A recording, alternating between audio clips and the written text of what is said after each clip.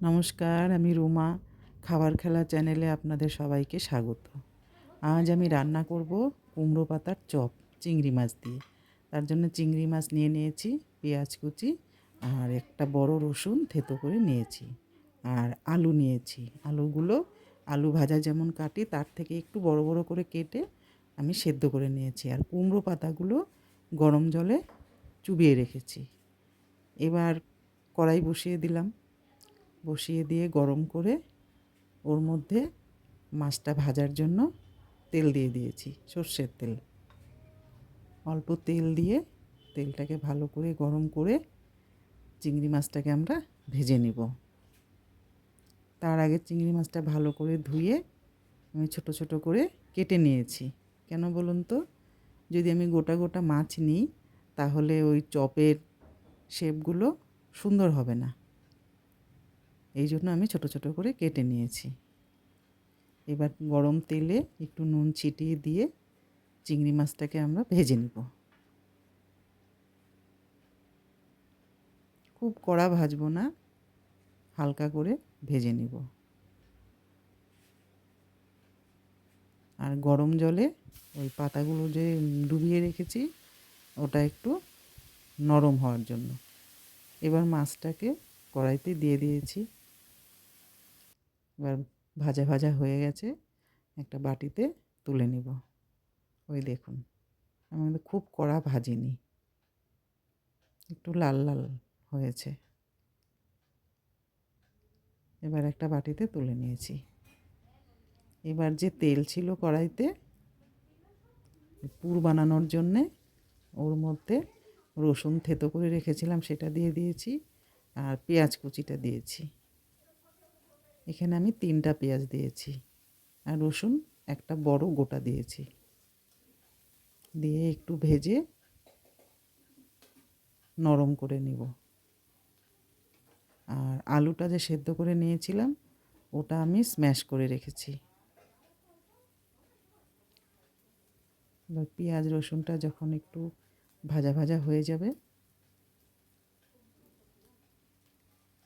তখন তার মধ্যে কিন্তু আমরা ওই আলুটা দিয়ে দেব। পেঁয়াজটা ভাজা হয়ে গেছে, এবার আলুটা দিয়ে দেব।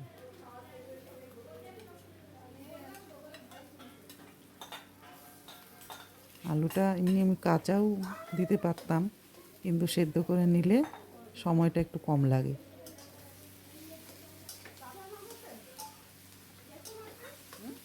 কাঁচা দিলে ওটা একটা শুকনো শুকনো তরকারির মতো করে নিতে হয়। আমি ওভাবেও করি, আলু সেদ্ধ করেও করি।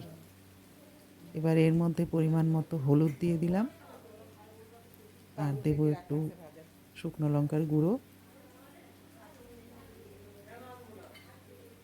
আর দেবো নুন। এবার এগুলো সব একসঙ্গে কিছুক্ষণ ভেজে নিব। ভালো করে মিশাতে হবে, মিশিয়ে নিয়ে ভাজা ভাজা করব। আর পুর জিনিসটা না যত টাইট হবে তত কিন্তু ভালো হয়। সবগুলো একসঙ্গে মিশিয়ে নিয়েছি, নিয়ে এর মধ্যে ওই চিংড়ি মাছটা যে ভেজে রেখেছিলাম সেটা দিয়ে দিয়েছি। দিয়ে আবারও সব একসঙ্গে মিশিয়ে নিয়ে তুলে নিয়েছি। এবার আবার কড়াইতে বেশ অনেকটা পরিমাণ তেল দিয়ে গরম করে নিয়েছি, আর ওই পাতাগুলো জল থেকে উঠিয়ে নিয়ে পুর ভরে রেডি করে নিয়েছি। আর তৈরি করেছি একটা গোলা। ওই গোলাটার মধ্যে কর্নফ্লাওয়ার, ময়দা আর অল্প চালের গুঁড়ো আর নুন হলুদ দিয়ে একটা গোলা করে নিয়েছি। এবার ওই গোলার মধ্যে ওই চপগুলো চুবিয়ে চুবিয়ে তেলে ছেড়ে দিয়েছি। আর যেহেতু তেল আমার অনেকটাই আছে আর কড়াইটাও আমার অনেকটা বড়, এখানে 3-4টে বড়া কিন্তু খুব ভালো করে ভেজে নিতে পারবো। কড়াইতে বড়া দিয়ে দিয়েছি, দিয়ে কিন্তু আমি গ্যাসের ফ্লেমটা কিন্তু একটু কমিয়ে দিব।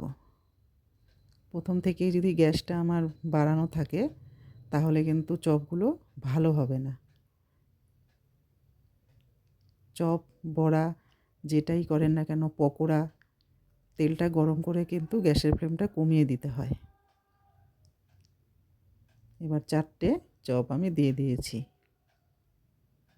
এবার একটা পাশ ভালো করে ভেজে নিতে হবে। ভালো করে ভাজা হবে, তারপর কিন্তু আমরা উল্টে দিব, নয়তো চপটা খুলে যেতে পারে।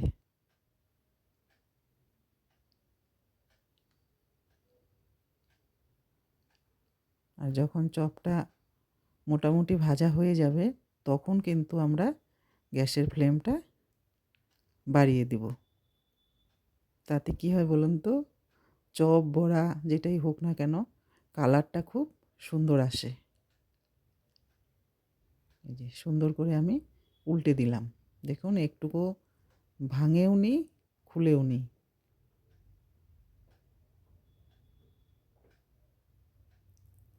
এবারে কিন্তু আমি গ্যাসের ফ্লেম বাড়িয়ে দিয়েছি। সুন্দর করে ভেজে নিব। আপনারা দেখে বলবেন কেমন হয়েছে, আমাকে কমেন্টে জানাবেন। আপনারা যদি দেখে আমার ভুলগুলো না ধরিয়ে দেন, তাহলে তো আমি বড় হতে পারবো না।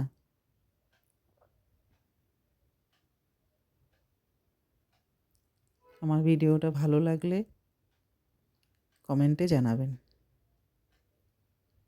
আপনারা পাশে থাকবেন, সাথে থাকবেন,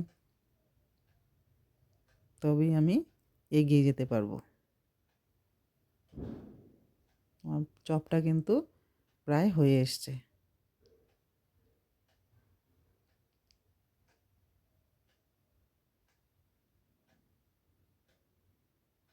এই দেখুন কি সুন্দর কালার এসছে চপের। এবার আমি একটা প্লেটে উঠিয়ে নিব। আর চপ, বড়া ভাজার সময় যখন আমরা নামাবো, তখন কিন্তু আঁচটা বাড়িয়ে দিতে হয়, তাহলে চপের মধ্যে তেল বেশি থাকে না।